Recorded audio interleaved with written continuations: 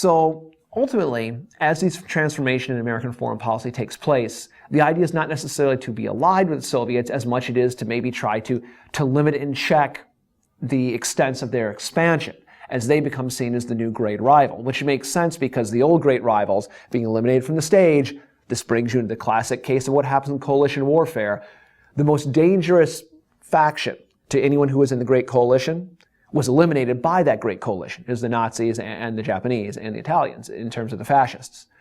So with the elimination of that great threat, the only nations on the planet that could actually do serious harm to the nations of that coalition were their former allies in the Allied coalition, specifically the Americans and the Soviets. So as such, they were ultimately sort of going to be rivals once you'd eliminated the old set of rivals through the Second World War.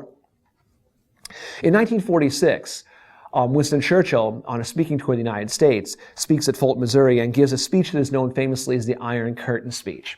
And what his Iron Curtain speech argues is he says, from the Adriatic Sea up to the Baltic Sea, right around in here, he says an iron curtain is descending upon the nations of Eastern Europe. It's his metaphor for this closing in of communist totalitarian regimes. In other words, people being denied their own self-determination.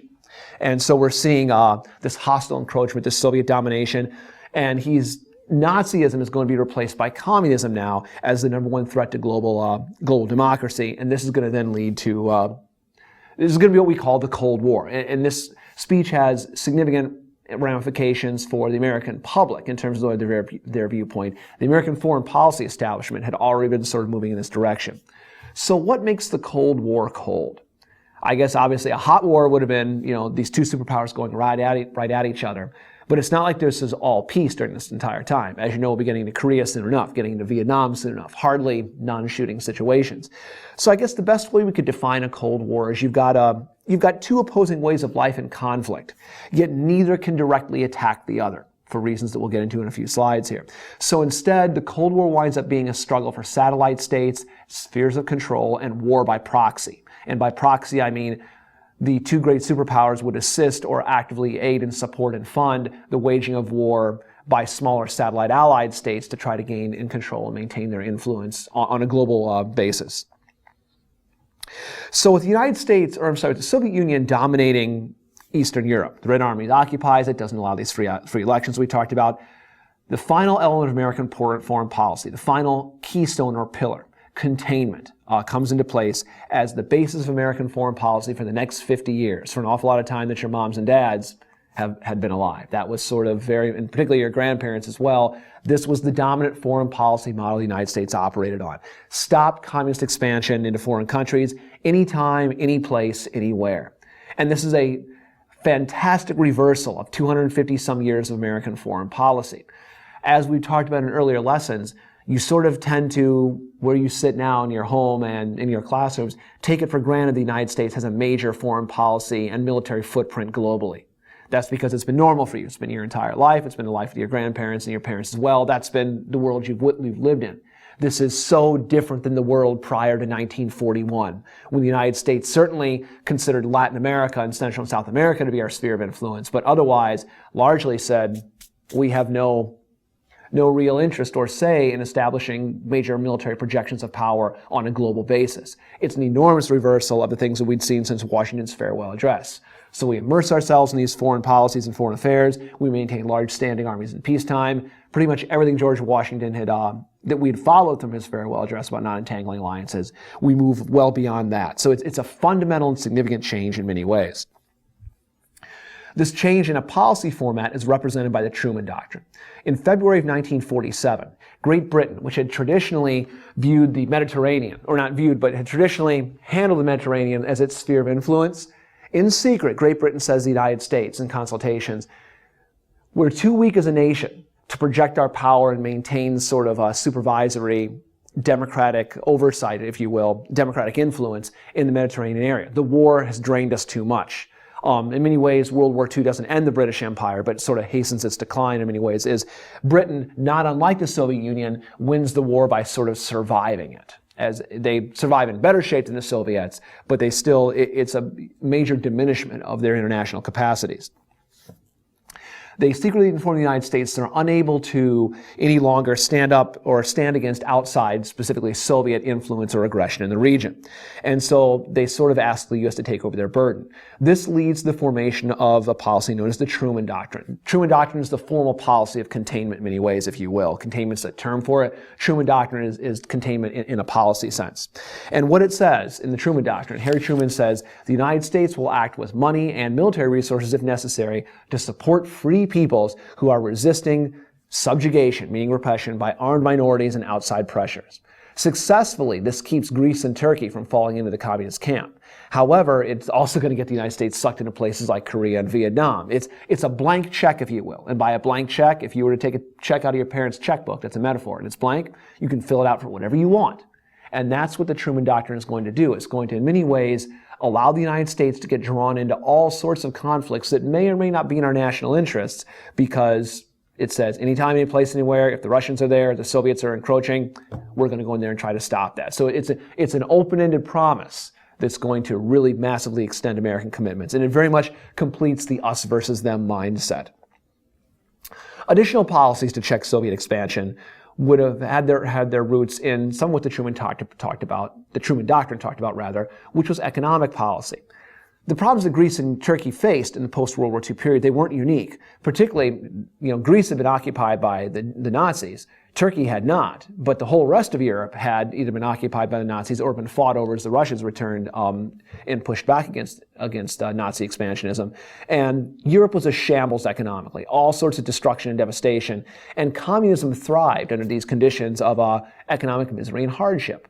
So Secretary of State for Harry Truman, George Marshall, former five-star general of the United States Army, George Marshall, as Secretary of State, the nation's lead diplomat, makes this very simple conclusion. If you fix the economic conditions, the communist threat inside of Europe could be significantly reduced and decreased. And this is the logic that leads to the establishment of a program called the European Recovery Program, or by its more common shorthand name, the Marshall Plan, whereby the United States provided $17 billion worth of comprehensive aid to 16 European countries. And the idea was also American goods would come in. It would help boost the American economy because this is providing a new market for our goods as we sell to these people. And it's also going to be fertile ground for building strong democracy and free political democracy and free democratic governments. There was one string. One string was attached to Marshall Plan aid. The governments accepting the aid had to be democratic. As such, the Eastern Bloc and the Soviet Union stayed out. The Soviets stayed out because they said, well, we're not going to have ourselves be dictated to in terms of our international governments. Eastern Europe stayed out because, remember, satellite states of the Soviets. The Eastern Europeans, many of them would have been happy to have taken the direct economic aid, but it was sort of a case of, yeah, we'd love to. Oh, never mind. I guess we don't want any of that aid after all. And so through Soviet influence being unwillingly put on them, Moscow wouldn't let those nations participate. Money also even went to a defeated Germany, which was quite ironic. No one expected this in 1944, initially in 1945, but the Western democracies needed them, and later Japan, to counter the Soviet threat. Additionally, in good news at least, this is learning one of the lessons from history, the Allies sort of learned ultimately from the World War I reparations fiasco, where Germany was blamed for the war and had to pay for it all. That's not going to work this time. The idea is more to get the German economy back up on its feet as opposed to turning it into some sort of economic wasteland or a potato patch whereby they would have no economic viability and could also build their resentment for future wars. So the Russians, for their part, then see the West as actively working and conspiring against them. The West, for their part, sees the Russians as hostile and antagonistic towards any sort of democratic or economic growth in a free democratic society in Europe. This culminates in many ways in the first real showdown of the Cold War in the chess match that we see that's non-economic but almost quasi-military in nature, even though it doesn't lead to shooting, which would be the Berlin Airlift. In 1948, Berlin is in the center of the Soviet sector, if you will, the Soviet sector of Germany. Germany having been divided into 4 zones: a French zone of occupation, a Russian zone, a British zone, and an American zone. The Western Allies, the Americans, the French, and the British, ultimately unify their 3 occupation zones into what will become known as West Germany. The Russians in East Germany keep theirs out. Berlin being in the center of East Germany, the Russians try to force the Allies out by cutting off the road and rail networks that's allowed the Allies to supply their missions in Berlin. See, the German capital also was divided into 4 little zones on its own. Rather, the Soviets did this planning to force the Allies out of Berlin and consolidate their hold in the region. The Allies did not want to appease. What lesson did you learn from the 1930s with Chamberlain and Hitler and those kind of things? Giving in to the bully only makes the bully want more. This is what Truman and the West thinks they've learned. So the United States Air Force and the Royal Air Force flew supplies into the city for over a year. And this is very typical of U.S. Cold War policy. Avoid a direct shooting war if at all possible, but also don't give in to Soviet bullying, Soviet pushing around. And so doing so, they're able to defeat the Russian plan without actually fighting the Russians. And this will be, like we said, Cold War, war by proxy. They don't actually want to go and have armored divisions clashing in Europe because that's World War III. With this taking place, the National Security Act of 1947 begins to change the American government's infrastructure to one that you would see and even recognize parts of today as being ready to engage in these sort of global chess match games. There's got to be a rethinking of American foreign policy. Traditionally, after wars, we had drawn down our military, demobilized the troops, and gone back to a peacetime economy. The 1947 the National Security Memo number 68 is going to say this is no longer possible. And the Security Act of 47 is going to change the structure of government to produce new foreign policy bodies to deal with these new world situations. The old War Department is now consolidated into what is called the Defense Department, which you know it as today. Central Intelligence Agencies established to gather spies and have intelligence on other foreign governments when necessary for this global chess match we're playing. And the National Security Council, which I've just mentioned a second ago, is established to help the president in terms of directing and coordinating, coming up with a coherent foreign policy to deal with Sovietism and Soviet threats during this whole Cold War era. One of the first memos this National Security Council as an advisory body puts out to the President Truman, is memo number 68, which recommends a massive increase in American military spending in peacetime, which is something we've never done, and huge military budgets and a huge standing military force for the foreseeable future in preparation for this ultimate showdown of communism versus capitalism, as well as mass alliances for the United States on a global basis. Dean Acheson becomes Secretary of State after Marshall's departure in 1948. He helps to write this memo. And with the sum total of this memo is that containment becomes enshrined as bedrock American policy, U.S. military budgets go sky high, and the United States assumes a role of sort of the world's communist firefighter for about the next 30 to 40 years, leading to what Dwight Eisenhower later is going to call the military-industrial complex, this collusion of large defense firms and the government and the role that they're going to play in our economy.